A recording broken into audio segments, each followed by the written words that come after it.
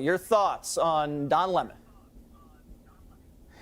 It's pretty pathetic, but all he's doing is following Joe Biden's lead. Let's remember the president referred to Kyle Rittenhouse as a white supremacist, and so that's the line. Karen Bass is a black member of the House. She's from California, and she referred to the weapon that Kyle Rittenhouse had, the AR-15, as an automatic weapon. And remember, the media reported very widely that Kyle Rittenhouse, that Jacob Blake, that sparked all of this, was unarmed. That's the black man who was shot in the back in Kenosha that sparked all these protests and riots and looting.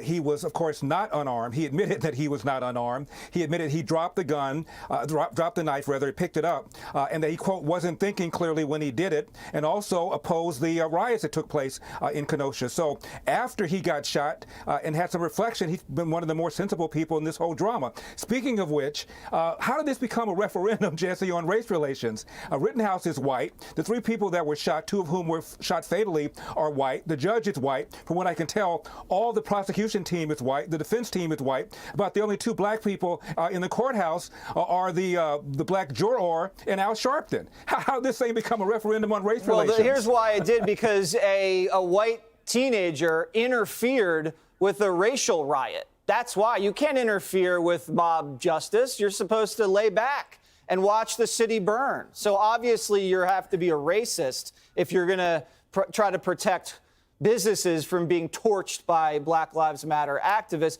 It's interesting, Larry, that the left, like Lemon, has to resort to a hypothetical. Well, what if Kyle Rittenhouse was black? Well, he's not black. They just deal with the facts of the case. The facts of the case aren't good for the left because they want this kid cooked. So they have to just create like a fake story in order to justify their argument. Well, that's right. He's been likened to Bull Connor. That's the Democrat Southern sheriff that sicked water hoses and dogs on civil rights workers. These people were not civil rights workers. They were looters, they were rioters, they were protests, and that's why Kyle Rittenhouse went there. So the analogy is completely ridiculous. All these guys have is a race card. And a black Democrat activist has argued that employers ought to allow black people off from work in the event that the verdict goes different than they wanted to go, I guess because of their mental anguish. Black people are going to be so distraught if this man is found not guilty, they need to have some days off from work, said this guy named Gregory McKelvey.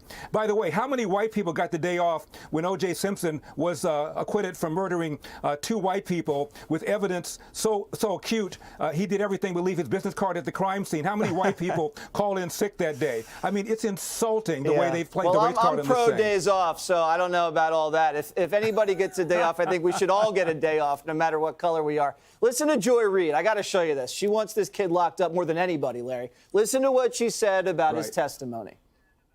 To the Kyle Rittenhouse trial, it reminded a lot of people of something, the Brett Kavanaugh hearings, in which Brett Kavanaugh cried his way through the hearings. In America, there's a thing about both white vigilantism and white tears, particularly male white tears. Well, I didn't know tears had a sex or a gender. Did you, Larry?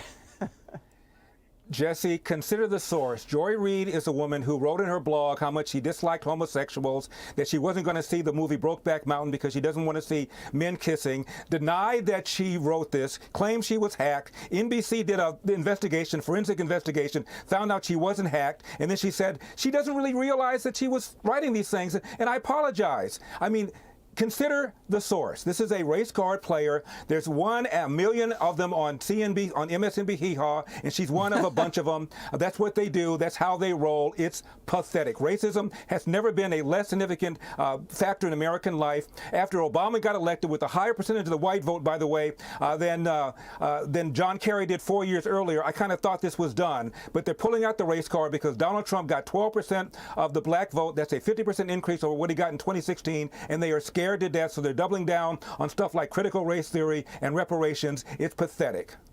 Well, I wanted to show us a lot of footage of AOC crying at the border and Barack Obama getting choked up, and I think Joe Biden's white, and we have footage of him crying too. So we're not going to show you guys a bunch of footage of people crying. A lot of white tears, black tears, Hispanic tears. Doesn't matter. People cry. We get emotional, right, Larry? Even Larry Elder cries. I'm sure. And Jesse, don't forget, apparently Kamala Harris's aides have accused Joe Biden, wait for it, of being a racist because he's favoring Pete Buttigieg over her. So the race card is flying at the West Wing of the White House as well. That's right. It's the only card they have left to play. Larry Elder, thank you for coming on.